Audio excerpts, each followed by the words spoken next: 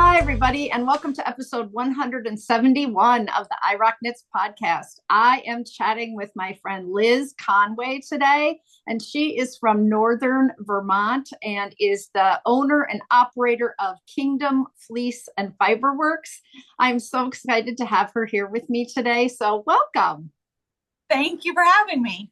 Yeah, she is currently in her studio mill space, and Yep.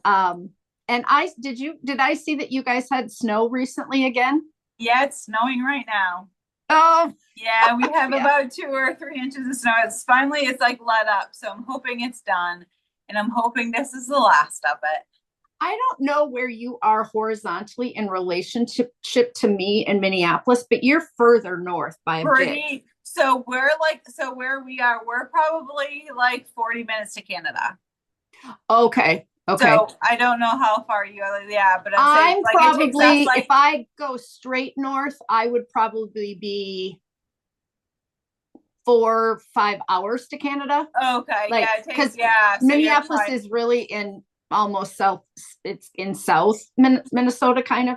If you divide it into thirds, we're in the middle third, but there's a lot of Minnesota above me. A lot. Okay.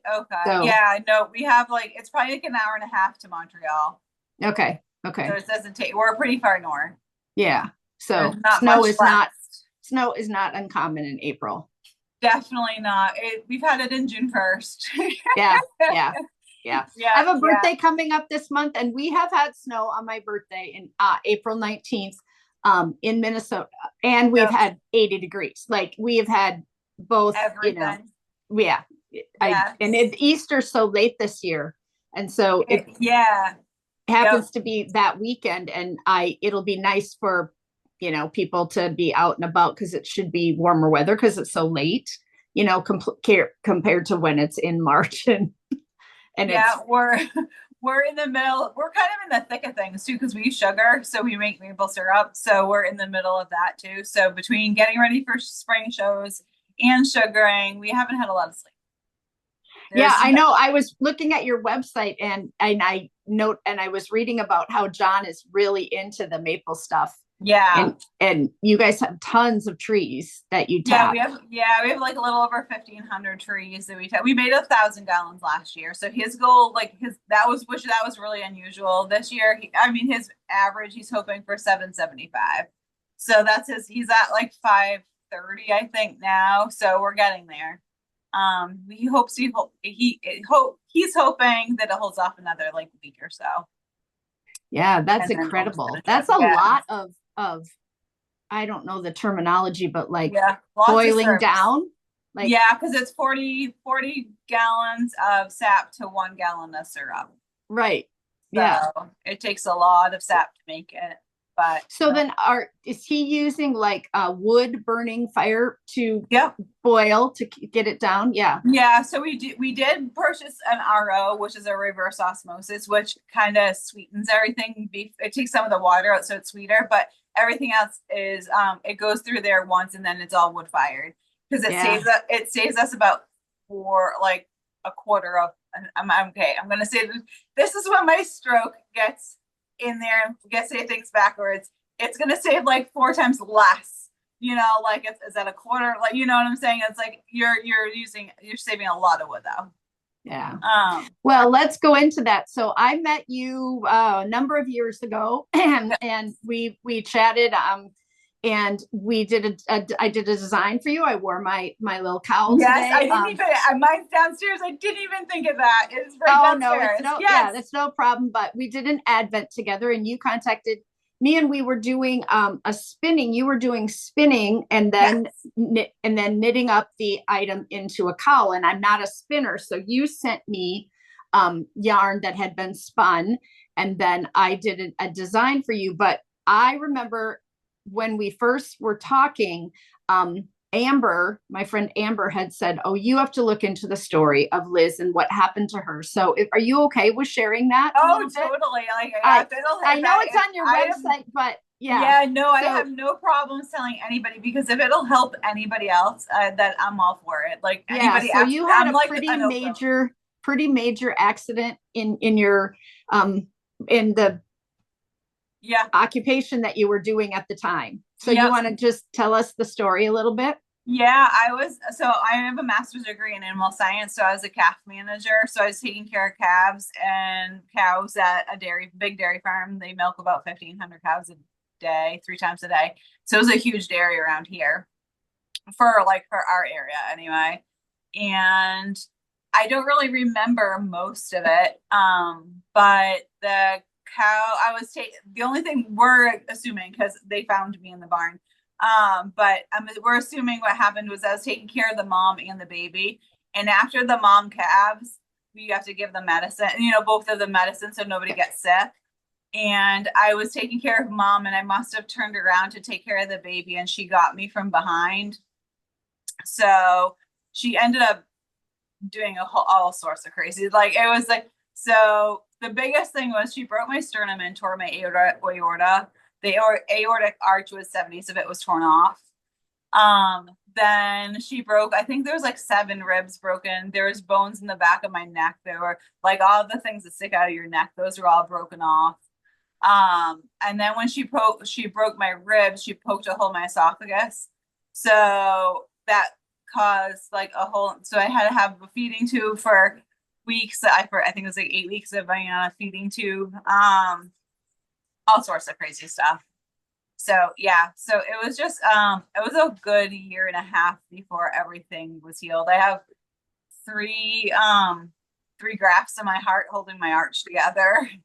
I don't think it's kind of funny because I actually go soon they check my, do a CAT scan every year just to double check, because they're we're kind of in uncharted territory, that they don't know how long that the grafts are going to hold and all that stuff. So they just check them every year to make sure everything's holding. The stroke was from a blood loss. So the only thing that's wrong is my left hand, which I was left-handed. So I had to learn how to do everything right-handed, but other than that, everything's good. So, okay. Bye, Julie. Sorry. Yeah, you're okay. Julie's, she's got lambs on there. One's in labor, so she's got to go. Oh. Okay. Enjoy. Good luck. Let me know how it goes. Text me baby pictures. Okay. Yeah. Awesome. We get to see lambing in progress. Exactly. We've got babies coming. That's the time of year. Waiting for so long. She's like, oh, she just needs to have babies. So I'm glad she's finally in labor. So that's too funny. Yes. So I think other than that, my left hand is the only thing that really was affected. My speech has gotten better over time. I have a hard time explaining things sometimes, that kind of stuff, especially when things are new. If it's on repeat, then I have no problems. If it's a new thing that I'm trying to describe or explain, that's when I kind of get mixed up or backwards or something like that. But other than that, I think it's okay. But hey, I'm here, I'm alive, and I'm talking, and I can work and walk and talk, so I'm not going to complain. Yeah. Yeah. It was a really big traumatic experience in your life. It completely changed the trajectory. Totally changed my life. The mill, I always had I had the mill when I was in Connecticut, and we always just carded, did the hand spinning, roving, that kind of stuff. And it was always a part-time thing here. And the farm was my big paying job kind of thing. And I never made the mill the full time because my kids were little. I needed adjustable schedules, all that kind of stuff and things. So I ended up doing it. And I love the farm. I love both places, and I wanted to be both places. But after the accident, workman's comp, that first thing they said was, well, what do you want to do? Do you want to go to school? I'm like, I already have my master's. I don't want to go back to college. And then I said, well, I have a mill. I said, can I make it full time? And they do not like being used self-employed. They don't want to help anything self-employed. So I kind of had to do that on my own, and prove myself. But at the same time, they still weren't they're nope, it's not a viable business, So it was we had to fight for that part of it. But even all of the people that were on my side were no, if I go and get another job, there's only certain things I can only, every job I have, around me, I can do half of it. You know, I can do certain things, but I can't type on the computer. I can do certain, well, you know, like, Yeah. so they all said, they're like, no, just if you can get the mill up and going, just do it. So that's when I started doing it full time. Yeah. And it was because I got hurt in 2017. And then when did COVID hit? 2020. 2020. So yeah, so I was like 17, 18, like that was all healing. Like I was like healing, trying to get myself. I had just gone back to like the farm. I was been there probably a little while and working part-time, like just kind of figuring things out and seeing if I could do it. And then COVID hit and they said, well, because of everything that's going on there, like if you don't want to be around other people, we totally get it. So that's when I started doing the mill full time and said, okay. And I knew my hands weren't going to hold up. Doing everything one-handed in the barn, there was no, I was like, my hands are going to be, that one good hand is going to be shot in a year. Yeah. Yeah. So sure. this was like, it was like that one of those, like everything happens for a neat reason. And that's, I totally 100% agree with that part of it. Is like, you know, this was meant to be, it was supposed, this is where, and I love going to work every day. You know, I can't When wait did to you move the mill to Vermont? Let's see here. I've been up here for 11, almost 12 years, but so let's see here. It was 2007. So it was 2017. It was like probably I probably moved it up in like 16. I got up and running in 2017 and a month later, that's when I got hurt. Oh, okay. Yeah. Wow. So it was literally, we had like the electrical hooked up. We finally got everything like hooked up and I was going to kind of do it as my side hustle, you know, get it up and running and moving again and stuff like that. And, you know, then I got hurt. So everything got put on pause again. Yeah. Yeah. That's what I remember. Yeah. That's what I remember. Yeah. So that's what was happening. So you process wool and you make yarn and you make roving, right? Yep, we do both. Yeah. Yep. And we're trying to get into like some more finished goods too for people because a lot of people that have sheep, they're not knitters. So I'd like to give them some finished products so they can sell their stuff too, that they might, you know, if they don't want to knit it themselves, they can at least sell stuff. So I'm trying to find, you know, places where I can knit things at a reason because I'm small, you know, I can't knit like things that are super, super fun. Like I can do a fingering weight, but not like some of it's like lace weights. Like I called up a couple of knitting mills and they wanted stuff that was like which I still not really sure I understand it, but they wanted it at like, I think it said 3,900 yards per pound, which is like lace weight on singles to knit socks. But I'm like, why? Like, I couldn't imagine knitting socks on singles. No. But that's what they do. Like, so I'm still very confused. Like, I'm still maybe learning. It's just that they're knitting it at such a tight gauge. That's the only thing I can think of too. Yeah. And there's a couple of other mills too that were like that. And I was like, okay, I'm like, because we only have 12 bobbins right now, it would take us days to like spin something that fine. And it just wouldn't be practical. So we're working on, there's a knitter that I can do something a little thicker, applied yarn that's do fingerless gloves and hats. And they're down in New York City. So I'm doing some finished goods and I'd like to find some other things. And then weaving blankets. Yeah.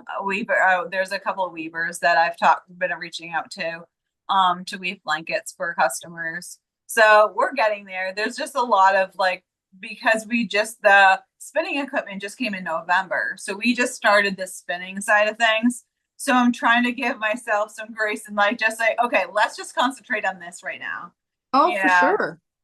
So I want to be in contact with them and kind of put my feelers out there. But right now we're just concentrating really on the spinning part of things. And then the other stuff, I know the other stuff will follow. Yeah, for sure. Yeah. I know that Teresa here in Minnesota, who has Bentz farm. I saw her. I saw your interview with that. It was really cool. She does felted stuff, right? She uses the felted pellets and she has little felted coasters and with all of kind of some of that scrap wool stuff. Yep. And that the same thing is up at the Nome Schoolhouse, that they have a mill, and then that's in North Dakota, but they also, she makes like felting kits, and then they have a felting machine that someone locally made for them, where they Yes. felt saddle pads and stuff. That's like very cool. Like I would love to get one to do felting. Some of those products that are not really, someone's not knitting the yarn, but they're using the wool for other things. Some kind of product. Yeah. Nope. I would love to get a felting machine, but as it is, we are completely maxed out, running out of room. We're trying to figure out a plan B for, we have everything crammed in here. I have 2 other pin drafters that are in storage because they don't fit in here. So I need to figure out, so we were going to put an addition on, but with everything that's crazy right now and interest rates are so high, there's no way I can build right now. So we're looking into like, the Mennonites right around here build great like shed buildings.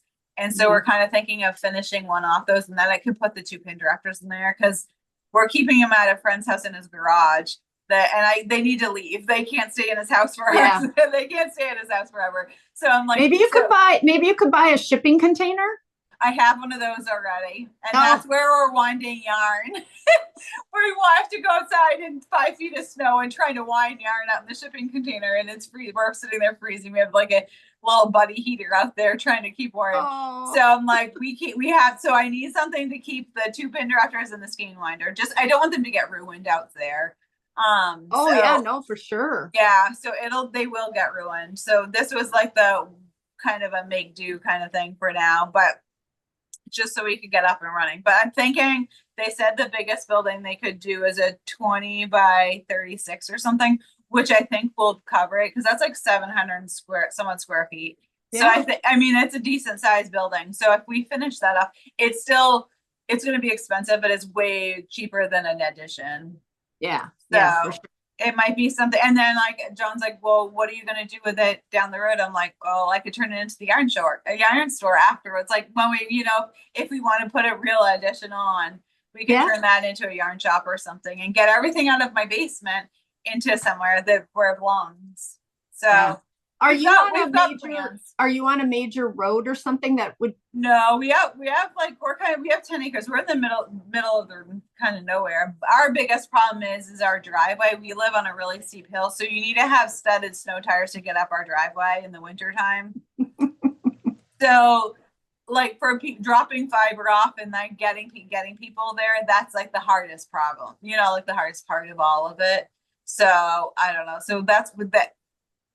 Rent in town though is so crazy expensive, and just to rent it, and I feel like I'm just throwing my money away and giving it to somebody. Oh no, for sure. What's your closest town? East Hardwick. Okay. It's just Hardwick is in the biggest part of the town. Okay. And so we have tons of fun stuff around here. Like we have Cabot, Cabot cheese is right down the road from us. Jasper Hill cheese is here. Hill Farmstead Brewery.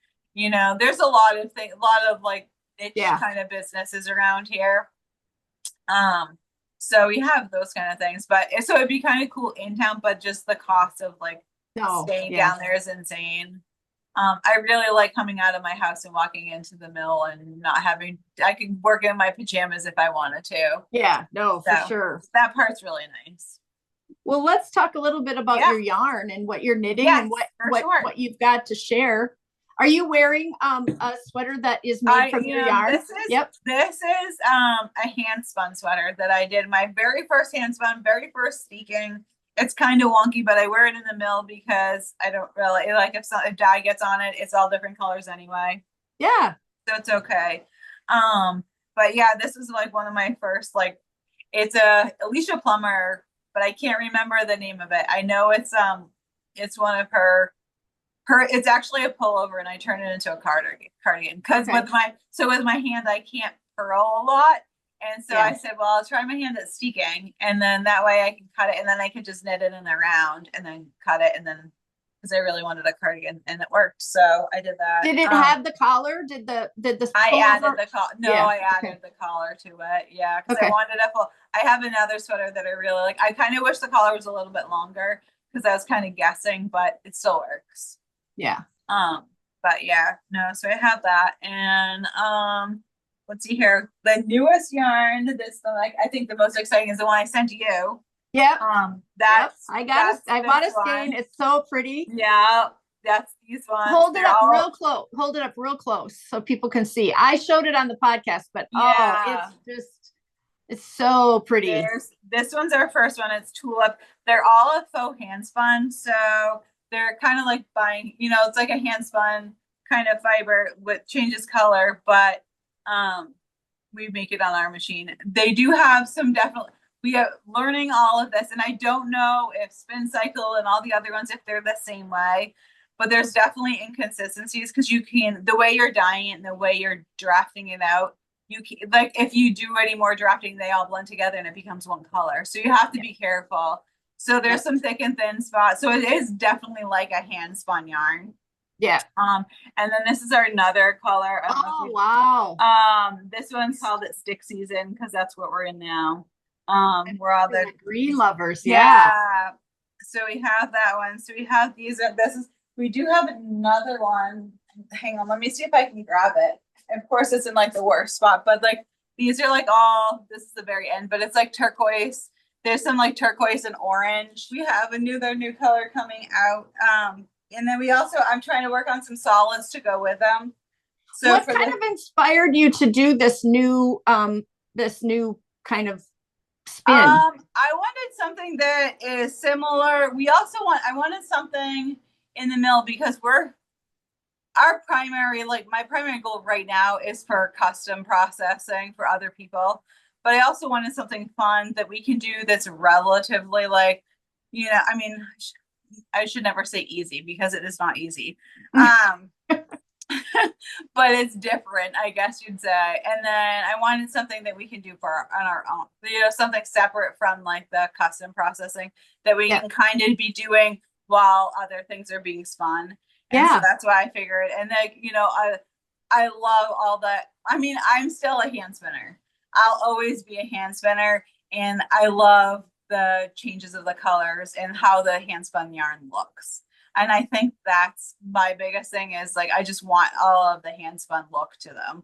And I love everybody loves my roving and all the stuff that I dye and things like that. And I'm like, okay, well, if we can just take the stuff that I've dyed already in roving form and spin it so that way other people can use it that aren't hand spinners. Right.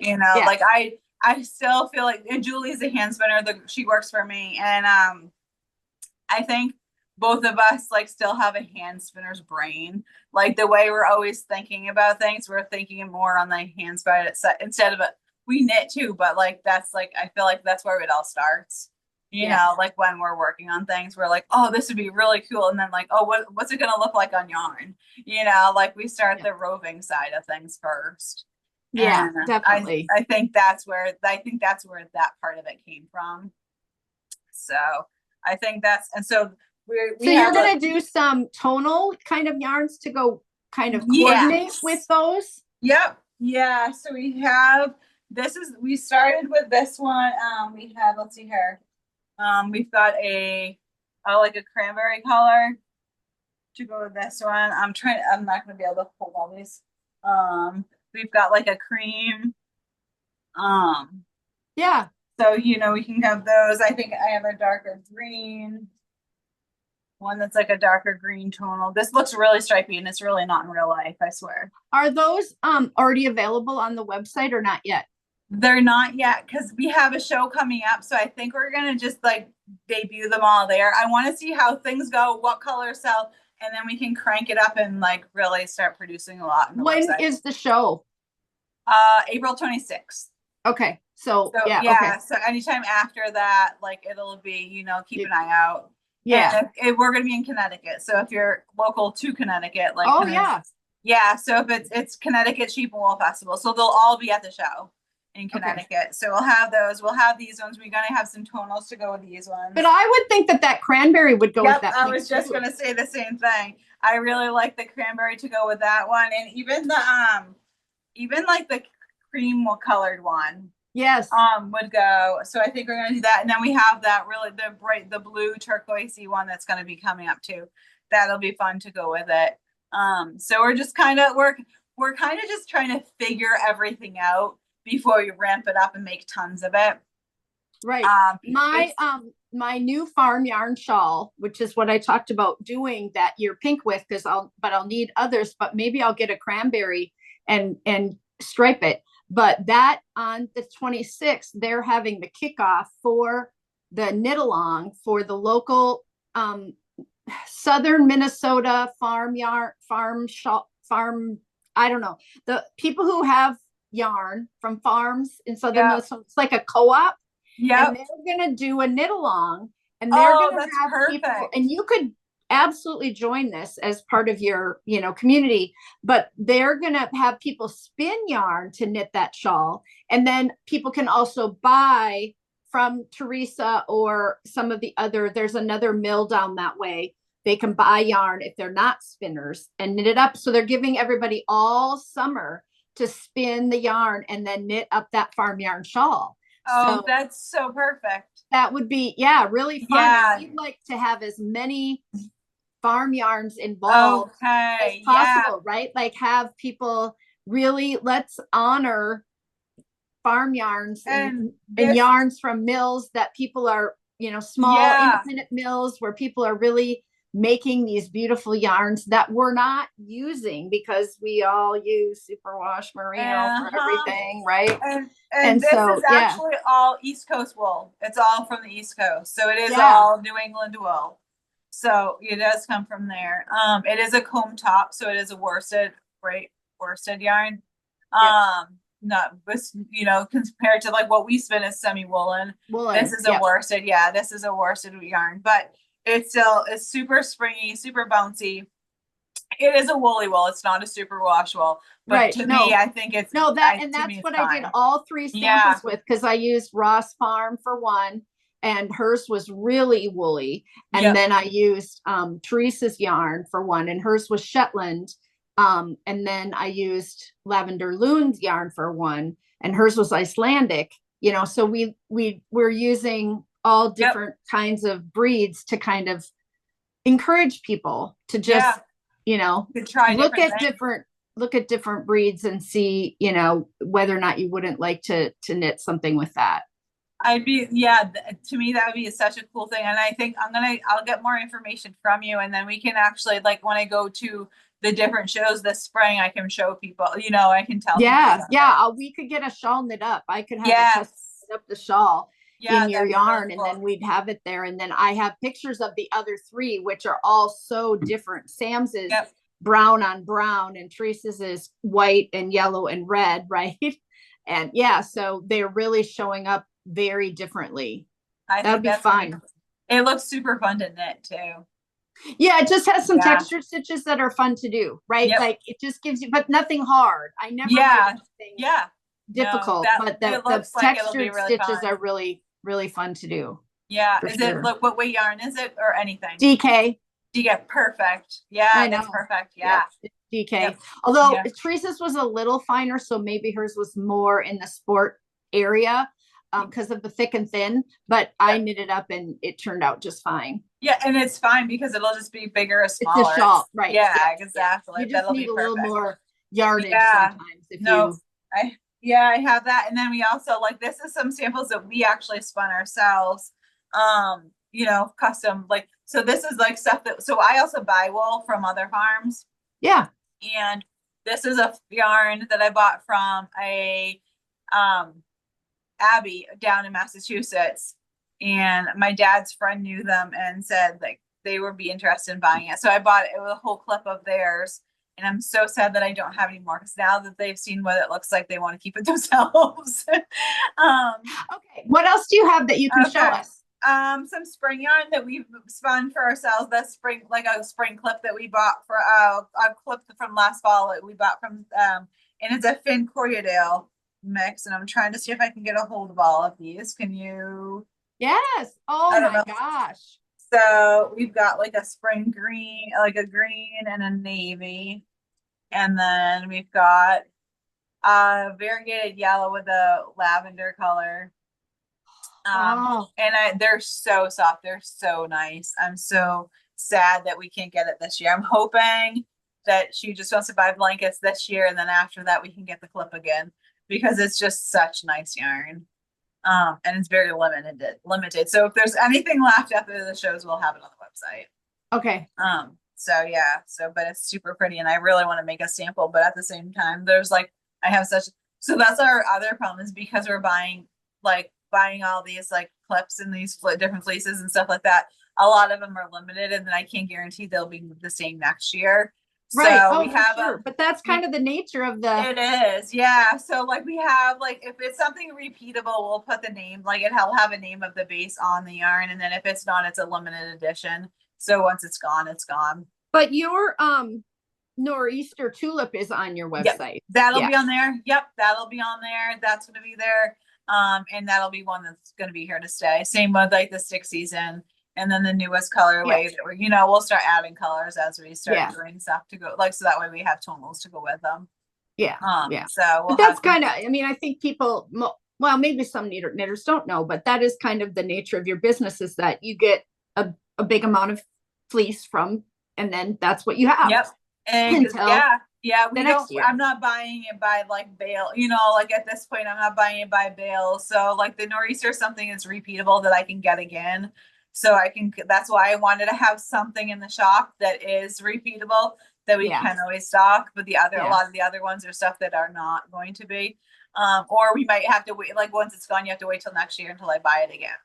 Yes. So until they grow more, and as long as the people still have sheep. So I'm trying to keep them in business so they keep growing them more wool for me.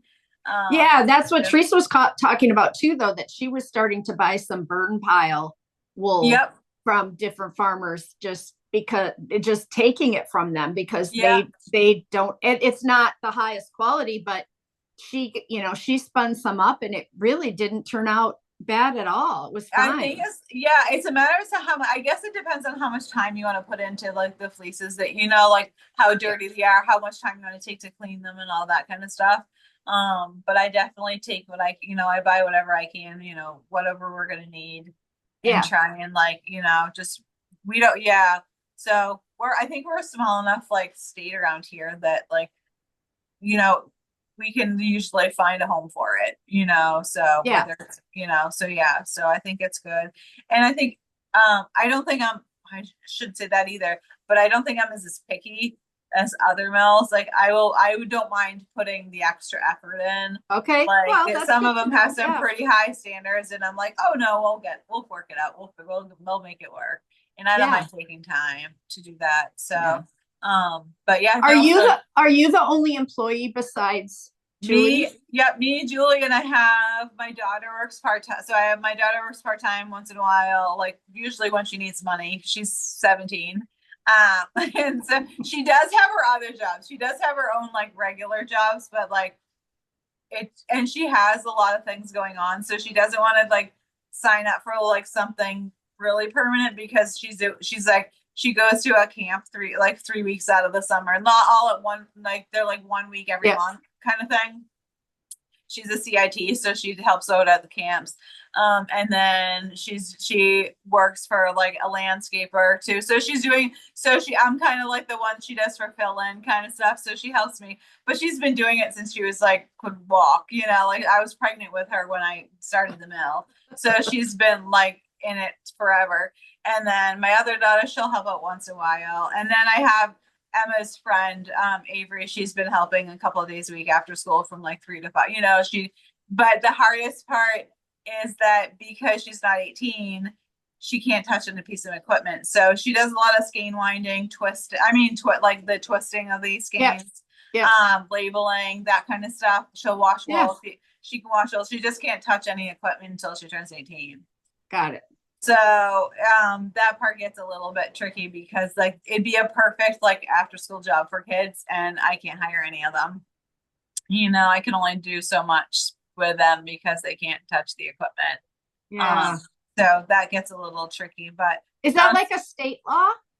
I think it's everywhere. I think, Okay. yeah, I I don't think know. it's like a child labor law. Of course I wouldn't know. Yeah, Yeah. exactly. Yeah, no, like my kid, I can work, my kids can, because my insurance will like, she's my kid and she lives here, so she can work for me, but like other people to bring them there, I think it's a child label, it's a liability kind of situation. Oh, So you they could just adopt them all. yeah, exactly. I know, seriously. But that's kind of weird because you see those young kids you doing the deep fat fryers at McDonald's, don't Yeah, you? exactly. I have no idea. Maybe not. and Maybe they're not. The young kids aren't allowed to touch that. yeah, But I don't know. That's just I know. But like, yeah, like, and it's literally, this is all it is just watching equipment. You're not really doing anything hard. It's just sitting there watching them make sure it behaves. But yeah, because they can't touch it, so you have to be careful. So you have to be Yeah. but yeah, I'm looking for somebody else to work, and it's really hard right now, is because of I can't pay compared to what other people pay. No. I need people that really are there because they love it. That's why I'll take any part-time person, whatever they want to give. I'll pay them what I can. But like, I can't pay compared to what big places do, because I'm just a little guy. But no, if you want to come, I give good discounts on yarn. And do you want to kind of wrap up here? But do you want to talk briefly about the dogs? Oh, my dog. Yeah, we've got 7. We just lost one actually last week. Yeah, one of the beagles. So we have beagles. We've only bred a few times. Like we've had a few litters, like 2 or 3, but not very often. We haven't had any recently. And but we have hunting dogs, so they're hunting beagles. They chase rabbits. And I have one that's outside, and she's really mad because she rolled in something. So she wants to come in the house right now, and I won't let her. But yeah, so we have 4 dogs right now in the house. 3 beagles and Jack. Jack's he's from Costa Rica. And then the other 2 beagles are actual hunting dogs, but they live in the house and they're spoiled brats. And then we have 3 that are in the kennel, and they're not house broke, so that's why they're in the kennel. But yeah, we have this year, they've been kind of on vacation because of sugaring and everything else that's going on this winter. We had so much snow too. Did you have a lot of snow? Like, no. Okay, so we had like, I don't know, 4 or 5 feet on the ground. We had a ton of snow, and it was their little legs, have a little bit of everything going on. We're talking about, we might get a couple of beef calves this summer and raise them for. Do you have like land in a barn? So yeah, we do. So it's John cared, so where we sugar, he caretakes for a place that has 600 acres, and it's got a big barn and stuff. So we could put it over there, and the owners, they love seeing the animals over there. And they have heifers over there, so we might get a couple of calves over there. And my daughter's got chickens. She's got a whole bunch of, laying hens. So we're always busy. There's never a dull moment around here. Yeah, no, you have a lot. I know, because I follow you, so you can go over and follow on Instagram your Kingdom Fleece and Fiber Works. Yep. And you post pictures of what you're doing, and I try. I'm not as good as most, like, compared to, I feel like I never can keep up with all the social media because I'm so busy working. I don't think about taking pictures, and I'm like, shoot, I gotta take pictures. It's impossible to keep up. I do a lot, and I still am not doing enough, right? Like, I do have a podcast, and it's been on vacation since we got the equipment because I just haven't had a minute in a day trying to get it down and get back into the routine. As soon as I get out of the routine of it, every day I'm like, I should do this today. Well, I'll do it in an hour, and then it's like too late, or there's always something. Absolutely. But I just need to get back. Because you were fairly regular for a while there. Yeah, I just need to get back on track. And to send people over to your website so that they can see what you have for syrup and roving and fleece and all the things. Yeah, I have everything over there. I am a Chowgu dealer, so I do have the Chowgu knitting needles. I have Unicorn. I have the Power Scour. I have all those kind of things too. Anything that I really like and use every day, I try and put on there. Yeah, for sure. So, Well, thank you so much. thank Liz. This was you. great. I'm really, really thankful that you took the time to come on and people could learn a little bit about you. So Yeah. thanks. And Thank we'll you. see everybody. Thank you so much for having me. Okay. Thank you. Yep. Okay. Bye.